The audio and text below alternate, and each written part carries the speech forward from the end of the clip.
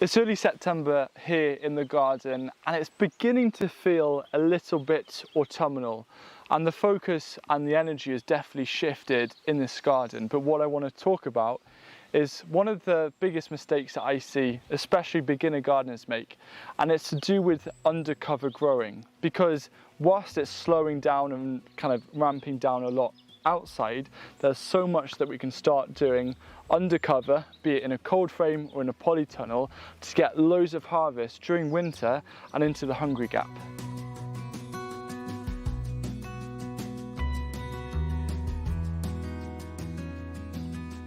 By the way, if you like this content and you want to support the work that we do on this channel and beyond, the easiest way to do that is to get your gardening supplies from our online garden centre, Hughes Garden. Right now in our polytunnels and greenhouses, we're very much enjoying the success of summer crops, you know, a snacking cucumber, loads of tomatoes. But the reality is, in maybe a month, 2 months, depending on how the season goes, all these will be out. The sweet corn will be out, everything will be out. And then we're left with bare ground. And one of the things that you never really want in a garden for a truly healthy garden is bare ground. And luckily, we can actually approach this to feed us by planting specific things that are going to benefit from being undercover and bring us a lot of really fresh food over the darkest of months. If you're growing tomatoes this year, one of the main things to actually do in early September, if you haven't already, like me, is to give them a bit of a prune. The really important thing for tomatoes is airflow, because if there's a lack of airflow, you can get stagnant air.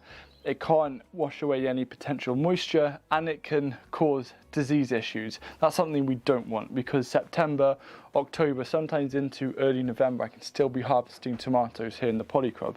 So what the first really basic thing to do is to remove any leaves below the first truss of fruit. If you go around all of your tomatoes and do that, you'll suddenly feel that, oh yeah, there is a lot more airflow. And then I start to work on the leaf above, and then I can look around, and when I feel like maybe there's a few too many leaves, I will remove another batch. It's kind of quite an intuitive feeling, but the main thing is having a clear stem.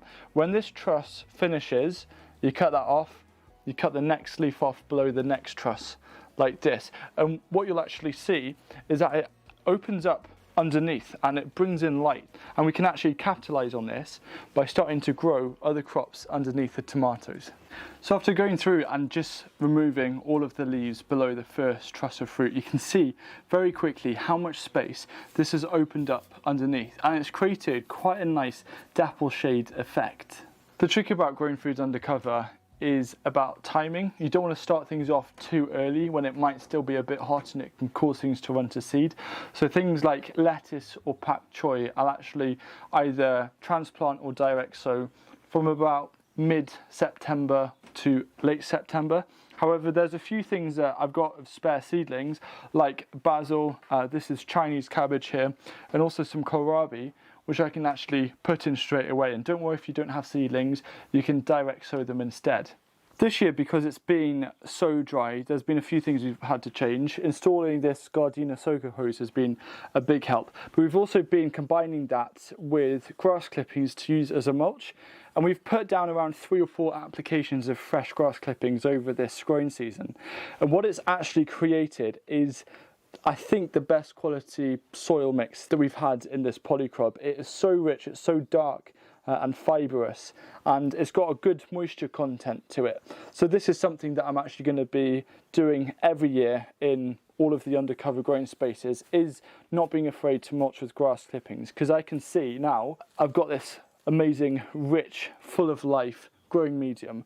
Whereas in previous years, even with trying to keep up with watering, I would always feel towards the end of the year that the soil was like quite dry and dusty and didn't have much life. And I was like thinking, polytunnels need so much compost.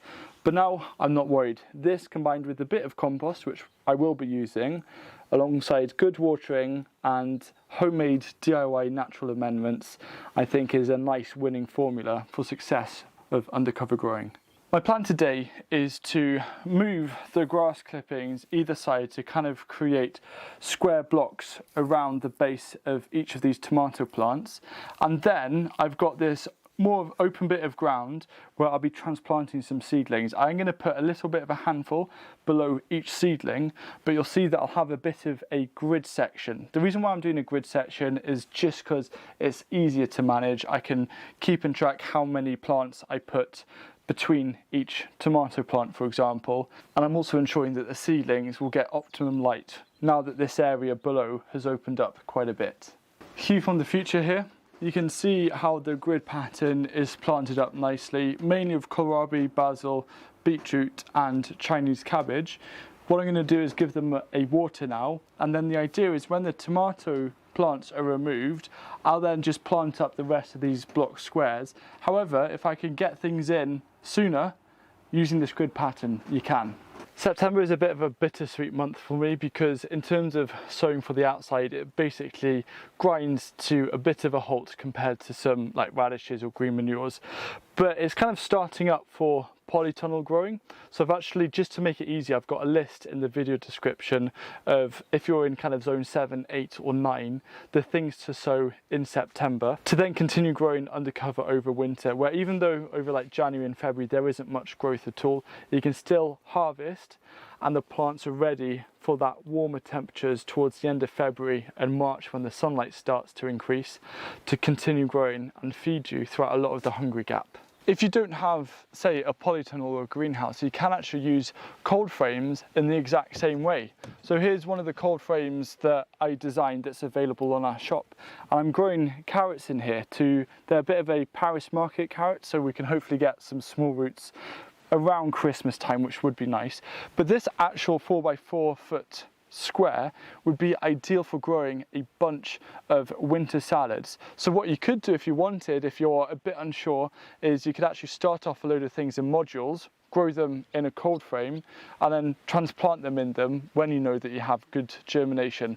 But it's a real simple way of being able to create that really precious undercover growing space, which is the highest valued space in any garden. If you don't have this space, you can still use something like a cold frame to get the same benefits that anyone who has a polytunnel can enjoy as well. If you watch this channel, you know that I follow no dig principles, and it's the exact same whether it's in a polytunnel or outside. One of the questions that you might have though is, when do I put down that much of compost? So for me, the best time in a polytunnel is either around September, October, where I've got that crop crossover regarding tomatoes, because usually when I'm transplanting tomatoes, I don't need to put down extra compost. I just put a load at the base of the transplanting hole. But if you can't do it over September, October, or you haven't got any compost ready, around January, February, March, just mulching around the plants is another really good time to do it. One of the mistakes that I've just repeated too often in the past is when it is time for the tomatoes to come out, is not growing anything, even just say a crop of field beans or some peas for pea shoots, because plants send out around 10 to 40% of the carbon molecules that they make during photosynthesis out through the roots to feed the soil life. When you remove plants from the equation, that soil life isn't being fed for potentially 4, 5, 6 months of the year. So even if you're just growing a bit of a salad crop or something that you can just take out a bit later on, it's going to massively benefit the health of your soil and in turn improve the yields for the following year when you are growing your exciting summer crops like those courgettes.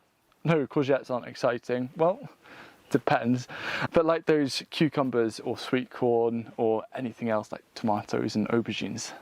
Now there is one absolutely amazing undercover growing tip for winter that you can either do in a polytunnel greenhouse or in a cold frame, and I tried it for the first time last year. It worked so well. What you do, like this chard, is you transplant some of your crops from your garden outside undercover and then grow it through winter, and it turns into this amazing jungle. It is so easy to do, it's so effective, it gives you a lot of food, and this video will show you exactly how to benefit from this amazing tip.